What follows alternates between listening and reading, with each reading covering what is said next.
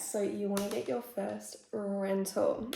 I did too, and I got one about a week ago. I kind of went into the whole thing pretty blind, and I would have really appreciated a video of someone kind of in my situation. There was a lot of real estate agents who made videos on YouTube and stuff that they had tips and they definitely helped, but like there wasn't anyone who was in my situation. For someone who has never had any rental history or anything, you're going to find it pretty hard finding a rental. Here's my tips for someone who has never rented before and wishes to get their first rental.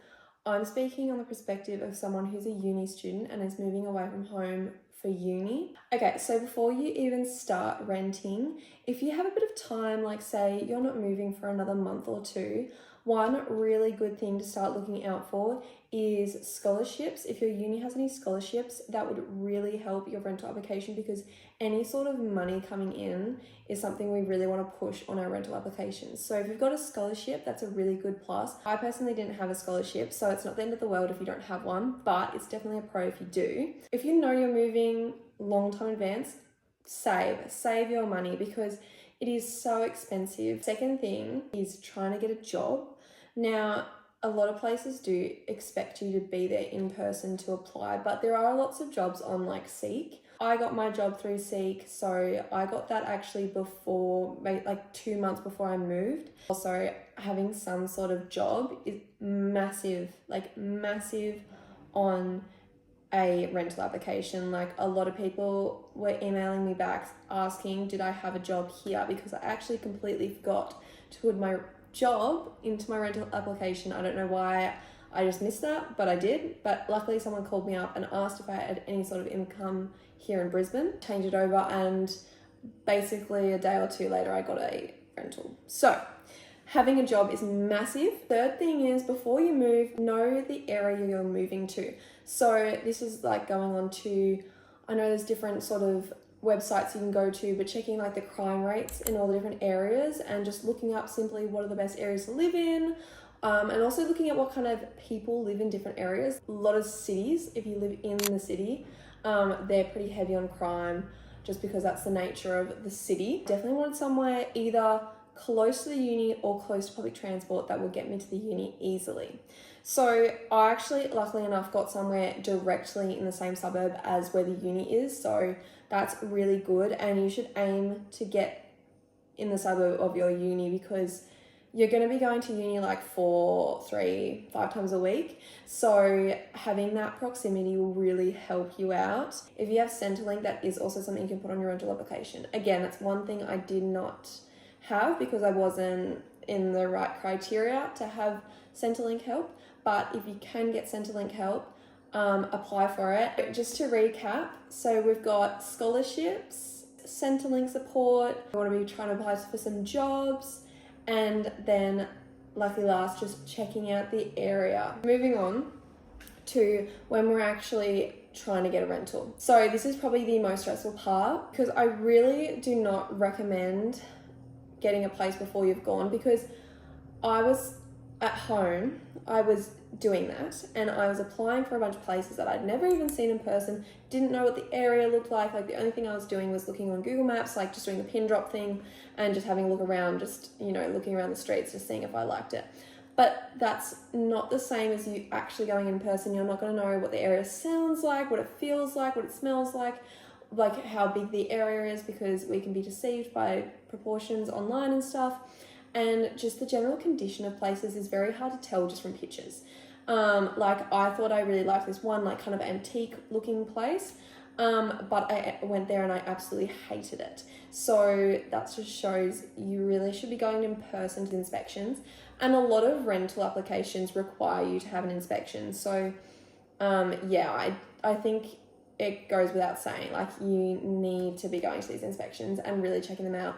And don't be afraid to ask the realtor questions. Like a common question I was asking the realtor was, do students commonly rent this? Because if they've commonly have students renting it, they're most likely getting people that don't have a lot of financial income and also are in a similar boat to you with having no rental experience or little to none. So if someone's had students prior, they're probably going to be a little bit more lenient on the rental history, which is going to be really good in the case of you and me. So I was commonly asking, do you get many uni students here? And one really good thing, if you're looking in an area that's close to a uni, they're most likely going to have lots of students applying for those places. So more likely than not, you're going to have better luck with a suburb closer to a uni. When you're at the rental inspections, you got to ask yourself, could you see yourself living here? Because at the end of the day, it is your money, and I know you need somewhere to live, but you want to be living somewhere where you can actually envision yourself living. You don't want to be upset for like a whole year and just be like, oh, it's fine, like I'll just pay what it is, and then like after this year I'll get somewhere better. Like I understand that like needing somewhere to live is important, but you don't want to make yourself unhappy and like dreading where you live. Like you're still paying that money. I don't see it worth it being somewhere you hate. Like you want to be somewhere that you at least like a little bit. First rental, you're probably not going to get what you want, but you probably could get what you need. Now, if you're moving with someone, you need to be very certain on what each other want in a place. If possible, you can go to all these inspections together, but if not, you need at least one person from your party to be looking around. And when you're looking for places, especially if you're doing it individually, make sure you're sending the places to your fellow peers, because there might be somewhere you really like, but it might be something that your friends don't want. Okay, now next thing is, this doesn't matter if you're by yourself or with a group. It's really important to go through either with just yourself or with your friends or partner, whatever, what your budget is. Now, one thing that I did learn from YouTube was that it should be approximately 30% of your income or less. Say you've got a casual part-time job that earns $600 a week. So whatever you're assuming you're going to earn a week, I want you to pop it in your calculator, and then what you're going to do is you're going to times it by 0.3, and then you're going to hit equal, and that's how much you can afford per week. If you feel like you don't have too many expenses, like say you don't have a car and stuff, you probably can bump that up a little bit, but you don't want to go too far over that, because you're not going to be able to afford it, and it's going to be very financially stressful if you get somewhere that's say half the amount that you're earning per week. Like say you're earning the $600 and you're having to give away $300 of it to rent each week, you're only going to have like about $300 to spare. And after expenses that we have all week, like you've got groceries, you've got your general student fees, you've got all the random things that pop up during the week. So it's just general to go about 30%. If you can get somewhere that's about 20%, you're laughing. If you're going to get somewhere about 40%, you're probably going to survive, but it's going to be a little bit tight on budget. Now, what you can start doing is kind of the fun part, I guess, is actually looking for some rentals. I really liked realestate.com, or it looks like, that's what the app looks like. I don't know if the camera will be able to show you. I'll put up a thing. So the app looks like this, and basically it's really good because it kind of has most rentals that are available on here. So say you're looking for somewhere, all you want to do is you want to go start search, and now you're going to see all the places that I've been looking at. So let's just go, we're going to look at St. Lucia because that's where I'm renting. So I'll just click on the suburb and I'll press done. Now this is where you can go through and actually choose kind of what you're looking for. Now when it's your first rental, you can't be too fussy. Again, what I was saying before, you kind of need to get what you need, not what you want. It is good to strive for what you want though. All right, so now with any price, this is where you want to go into where your budget lies. So say you have 3 people, your budget is $200 a week each. So that means we've got up to, oh, I'm not renting. Okay, let's change over to rent. Now, here you're going to swipe across, you're going to drag it over to up to 600. Now here, if you've got say 3 people and say 2 of them are a couple and you're just on your own, that means you want 2 bedrooms plus. And then bathrooms, depending on whether you want to share or not. If it's your first rental, you're probably going to have to just do one bathroom between you guys. Car spaces, depends how many cars. Let's just say we've got 2 cars, so that means we need 2 car spaces. Now here you can choose some other ones. I actually prefer non-furnished places, because the places for like lower price per week, the furniture's not very good generally. You might get the anomaly, but yeah, so I would actually prefer no furniture, even though it's a little bit annoying getting all the furniture in. It's better having better quality furniture than like some random furniture. All right, so now that we've done all this, we're going to press search. So here now it's going to start showing us some places. So as you can see, there's quite a few options here. Now what you're going to notice is here it goes, the following properties are in surrounding suburbs. Now this isn't the suburb that you put in, but it's suburbs that are around the area. So here this is Toowong. So Toowong is like probably maybe 10-minute walk from St. Lucia. And so we're laughing, that's pretty good. So here we go, just showing your general theme. A really good thing that is also on realestate.com is this little floor plan thing. You're going to see it just in the bottom right corner of the picture there. So we're going to press that and it just shows the floor plan. Now this is really good for visualizing where you're going to put all your space and how the general feng shui of the place works. So after you've looked at the floor plan and you've decided, okay, this sounds pretty good, what you're going to do is just scroll down, look at the property features. Now, a massive one for somewhere like Queensland is air conditioning. I would not recommend being somewhere that doesn't have air conditioning in a hot climate like this.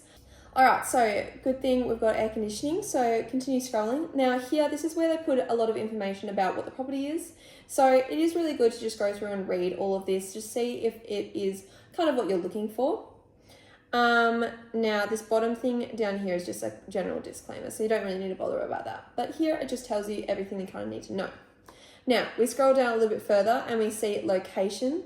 So here, what a really good thing is just kind of look on the map, see where it is. Okay, that's the general vicinity where it is. Now here you can see I've already pre-put in to UQ. Now that's because I wanted to know my travel time to get to the uni, so from wherever this place is. So you can put that in, so just whatever uni you're going to, put that there. Now, next thing, we want to press this little yellow man at the top here, and now you'll actually be able to kind of look around, see what the area looks like. Now, this is really good also because when you're going to the inspection, you're going to know where you should be going because you've already seen it before. If you like the look of the place, you can press the request an inspection, and then you just fill out your details and you send it off, and they'll send you an email when there is an inspection available. This one doesn't have an inspection available yet.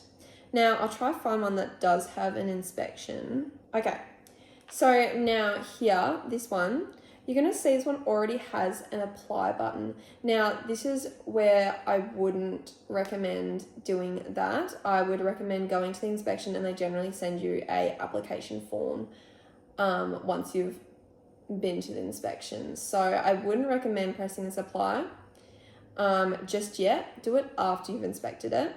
Okay. So it took me a while to find it, but sometimes they have an inspection that's already been decided. So for this house here, we scroll down and we see that there is Wednesday 29th of January available from 5:30 to 5:45. So that is an inspection time. Now we want to just I'm not going to do it, but you can press add to plan, and that means they will confirm your attendance to that inspection. So it's pretty easy, pretty seamless. With inspections, you really want to be there on time because sometimes they open up like 15 minutes before they've actually said that they're going to be there. So say it says 5:30, they might actually be there at like 5:15. And that's really good because sometimes, especially if it's a good place, there's going to be a lot of people inspecting it, and it's better off to have less people around when you're inspecting it because you really want to have a look around and maybe take some videos, pictures if you're allowed to. And yeah, so really important to get there early. Also really important to wear some nicer clothing. So if you're someone who just wears sweatpants all the time, maybe this is probably a good time to maybe dress up a little bit more. Now you don't have to go full dressy.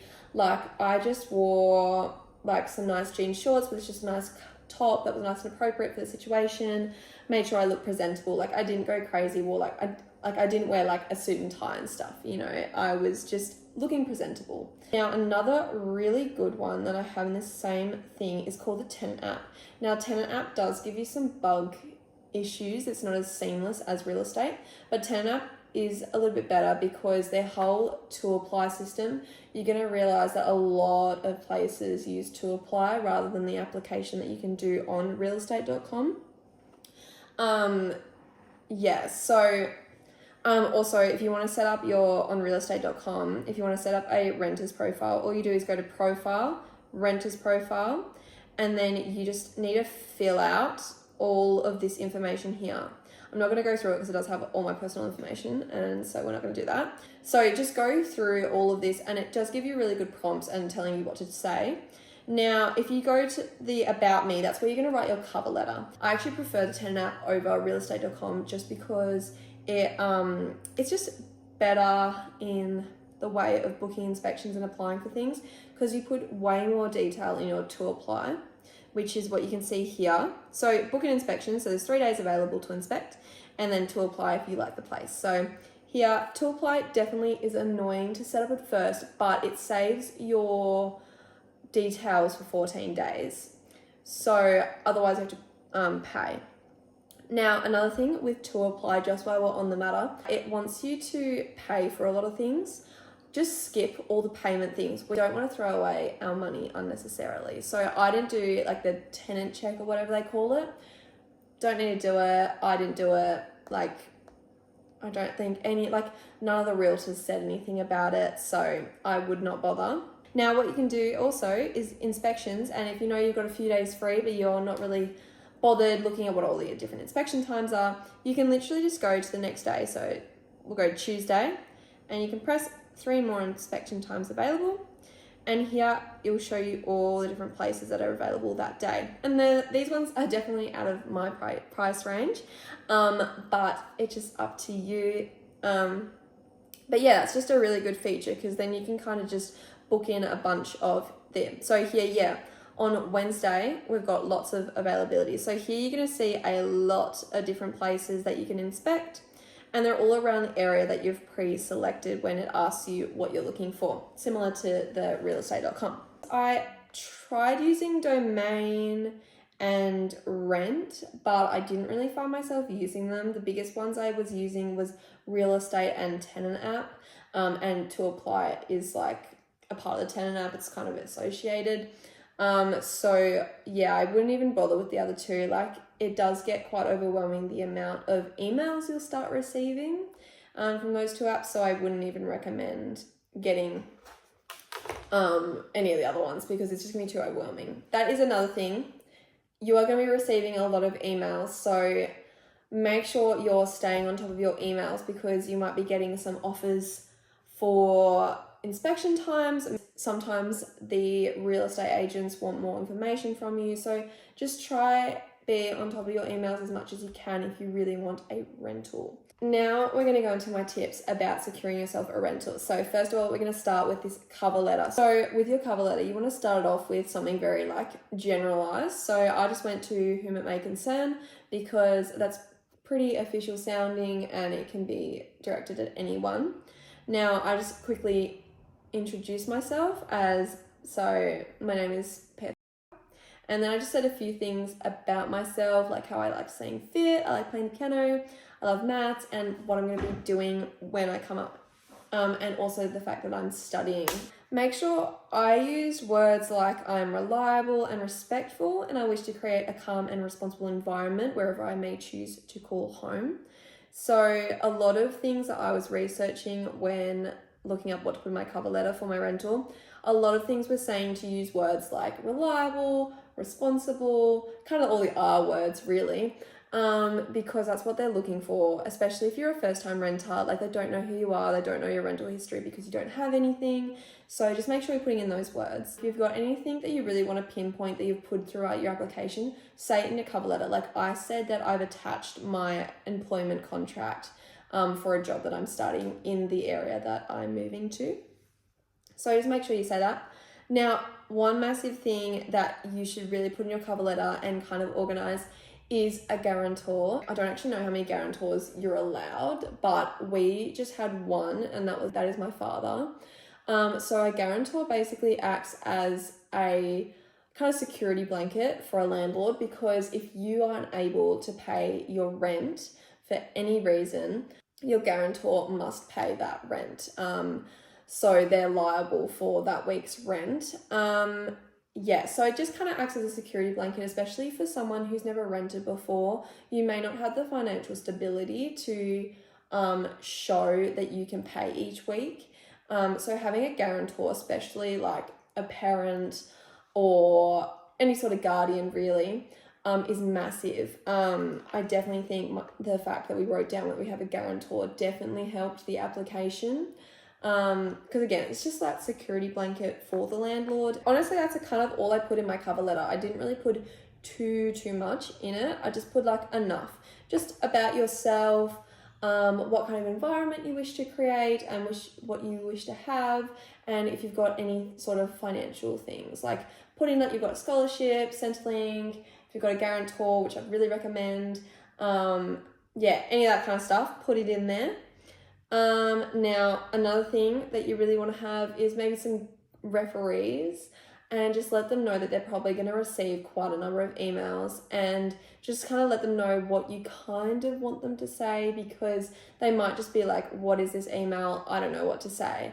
Whereas if you give them the heads up and say, hey, like, can you just say that I'm reliable? And if you've got any other words that come to mind, just, yeah, let them know, because it's going to be quite an overwhelming amount of emails. And make sure you thank any referees or guarantors or anyone that's helped you out through this rental process. Make sure to say thank you, because the amount of emails is actually kind of crazy. I actually think we're almost done. Now, if anything else comes to mind, I will make a part 2 to this video, or if you've got any questions and you want to put it in the comment section down below, totally cool. Yeah, I don't know if there's anything else. Also, give yourself a nice amount of time to find one. Like, I gave myself a month. I'd recommend about a month. Like, I was really lucky and I actually got a rental in like 4 days, which is kind of insane. I did not expect that at all. I expected about maybe 2 or 3 weeks, which is actually what online YouTube and stuff recommended to me, to give about that much space. So I just decided to extend that to a whole month before I started uni, because I did not want to be rental searching while I was starting uni. That would just be all too much. So I decided to come up a month prior, and I definitely think that was a good decision. Like, I only think I went to about 10 rentals before I got a call back, and I think it's ultimately because kind of everything I've said in this video. Yeah, I definitely think having a guarantor, having someone else being a leaseholder, and then also having a job. I think ultimately those 3 things was what got me my rental so early on. And also just because I was asking the realtor questions, like anything that pops to mind, like there's not really a list of questions that you need to be asking. It's kind of more so whatever comes to mind, like especially what kind of people generally rent this place. It goes from a very slow process to a very quick process. So just make sure you got, I think most bonds range from about 2 to 3 grand, depending on your price range, obviously. So just make sure you got that money ready to go. If you guys want a part 2, let me know. Put some questions down below if you have any. And yeah, hopefully this video helps. And if it did, please let me know. If you have any extra tips that you want to share, please put them below, because again, as someone who went through this whole experience maybe not even a week ago, it's so daunting. The whole thing is very like just jumping in the deep end, and honestly that's just what you're gonna have to do. But hopefully this video helps you out a little bit, because there's a lot to unpack in the whole thing, and it is hard to just research it, pull it all together how I basically had to do, because there wasn't really any videos like this. So hopefully this finds the right people and helps the right people, and yeah, best of luck with your rental hunting, and yeah, thanks for watching.